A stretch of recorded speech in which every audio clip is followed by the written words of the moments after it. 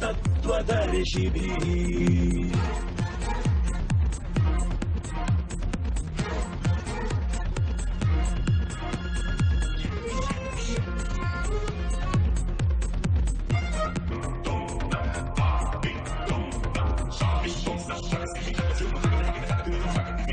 जातस्य हि ध्रुवो मृत्युर्ध्रुवं जन्मामृतस्य च तस्मादपरिहार्ये अध्ये न त्वं शोचितुमर्हसि।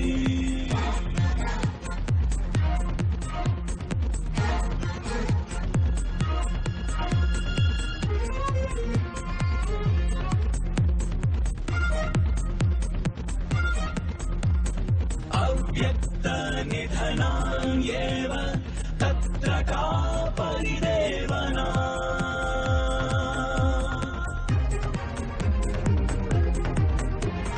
हतो वा प्राप्स्यसि स्वर्गं चित्वा वा भोक्ष्यसे महीम्। तस्मादुत्तिष्ठ कौन्तेय युद्धाय कृतनिश्चयः।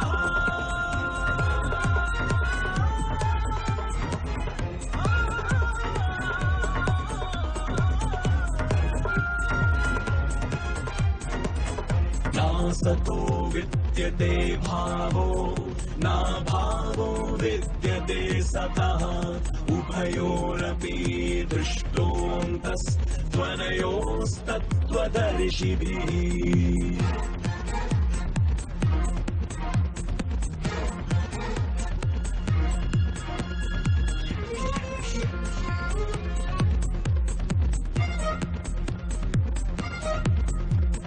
अन्तवन्त इमे देहा नित्यास्योक्तशरीरिणः अनाशिनो अप्रमेयस्य तस्माद्युध्यस्व भारत।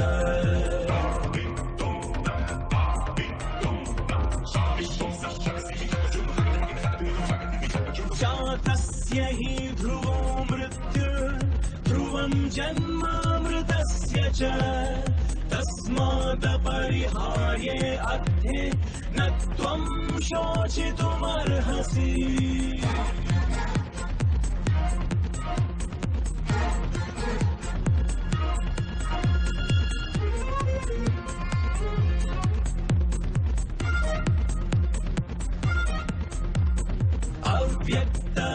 अव्यक्तनिधनान्येव तत्र का परिदेवना।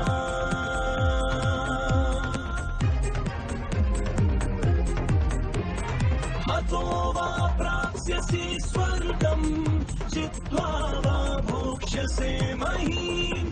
तस्मादुत्तिष्ठ कौन्तेय युद्धाय कृतनिश्चयः।